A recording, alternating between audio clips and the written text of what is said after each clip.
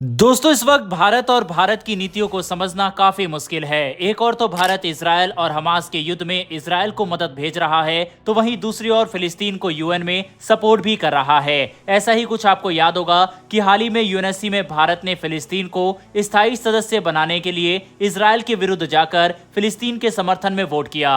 9 देश इसके विरुद्ध में थे, जिसमें से अमेरिका, इजरायल जैसे देश शामिल थे। लेकिन एक और तो जहां भारत इजरायल के विरुद्ध वोटिंग कर रहा है, तो वहीं अब भारत इजरायल की मदद करने के लिए भी तैयार हो गया है। दरअसल आपको बता दें कि अमेरिका ने इजरायल पर इस समय कई तरह की रोक लगा रखी है, जिसके तहत अमेरिका ने इजरायल को अब युद्ध के लिए मदद भेजने से इनकार कर दिया है। ऐसे में अब भारत अब अपने पुराने मित्र इजरायल के साथ रिश्तों को निभाने के लिए और मदद करने के लिए तैयार हो गया है। भारत की 2 बड़ी कंपनियां अब इजरायल को भारत में बने हुए हथियार भेजेंगे। वहीं इससे जुड़ी एक रिपोर्ट भी हाल ही में सामने आई थी, जिसमें कहा गया था कि भारत की अडानी कंपनी के द्वारा इजरायल को घातक ड्रोन भेजे गए हैं, जिसका इस्तेमाल इजरायल युद्ध के दौरान कर रहा है। हालांकि इस पर भारत की तरफ से भी बयान सामने आया था और भारत का कहना था कि भारत ने इजरायल को ड्रोन नहीं बल्कि सिर्फ इसका ढांचा भेजा था। वहीं पर अब एक और रिपोर्ट के मुताबिक भारत की एक और प्राइवेट कंपनी इजरायल को कई हथियार बनाकर एक्सपोर्ट करेगी। बताया जा रहा है कि ये कंपनी कई घातक विस्फोटक बनाती है।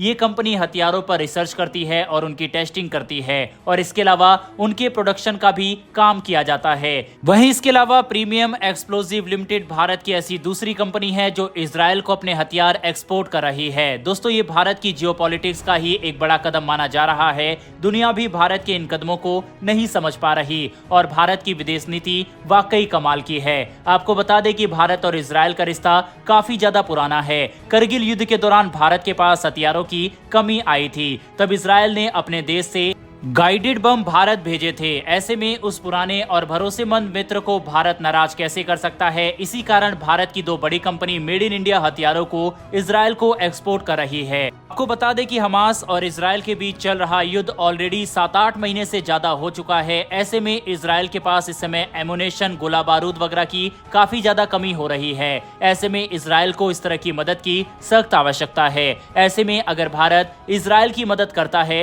तो ये इजरायल के लिए काफी बड़ी मदद साबित हो सकती है। हालांकि इसके खिलाफ काफी सारे देश भारत का विरोध भी कर सकते हैं। हालांकि भारत सीक्रेट तरीके से इस तरह के हथियार इजरायल को भेज सकता है और कंधे से कंधा मिलाकर इजरायल का भारत साथ दे सकता है। वैसे आपके हिसाब से भारत को इजरायल की मदद करनी चाहिए या फिर नहीं, इस पर अपनी राय कमेंट बॉक्स में लिखकर बताइएगा। फिलहाल बढ़ते हमारी दूसरी खबर की तरफ, जो कि मालदीव से जुड़ी हुई है। बता दें कि मालदीव और भारत के बीच विवाद काफी लंबे समय से चल रहा है, लेकिन इस बीच मालदीव के विदेश मंत्री मूसा जमीर ने भारतीय विदेश मंत्री एस जयशंकर से मुलाकात की थी। इस दौरान दोनों देशों के बीच काफी मुद्दों पर चर्चा हुई और आखिर में मालदीव ने भारत से अपने बजट को बढ़ाने के लिए वित्तीय सहायता की मदद मांगी। भारत ने भी मालदीव को $50 मिलियन की मदद करने का वादा कर दिया और इसके बाद मालदीव की तरफ से भारत सरकार का धन्यवाद किया गया। लेकिन दोस्तों, इस पूरे विवाद के बीच एक खबर और सामने आई थी, जिसमें मालदीव के नवनिर्वाचित राष्ट्रपति मोहम्मद माइजू, जिनका चीन की तरफ झुकाव ज्यादा माना जाता है, उन्होंने राष्ट्रपति बनने के बाद भारत के साथ रिश्तों को खराब किया। उन्होंने भारत के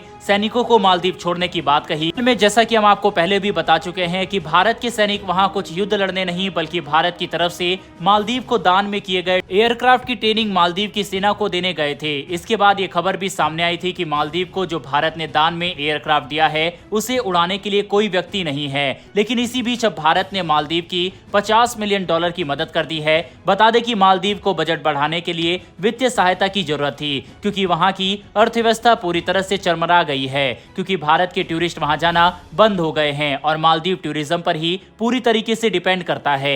ऐसे में भारतीय लोगों के बीच कंफ्यूजन पैदा हो गई कि आखिरकार भारत ने उस मालदीव की मदद कैसे की जो भारत के प्रधानमंत्री पर टिप्पणी करता है, इसके साथ साथ ही सैनिकों को भी वहां से हटा देता है। तो चलिए इसका कारण समझते हैं। दरअसल मालदीव के नए राष्ट्रपति वित्तीय सहायता लेने के लिए चीन के पास गए थे, लेकिन चीन ने कहा कि वह अधिक ब्याज दरों पर पैसा देगा और पूरी इन्वॉल्वमेंट भी रखेगा। लेकिन मालदीव को ये भारी पड़ता, तो ऐसे में भारत के पास वो मदद के लिए आया है। मालदीव के अंदर चीन अपने पैर पसारना चाहता है, तो ऐसे में अगर भारत मालदीव का साथ पूरी तरह से छोड़ दे तो पूरी तरह से ही चीन वहां पर अपनी मनमानी करेगा।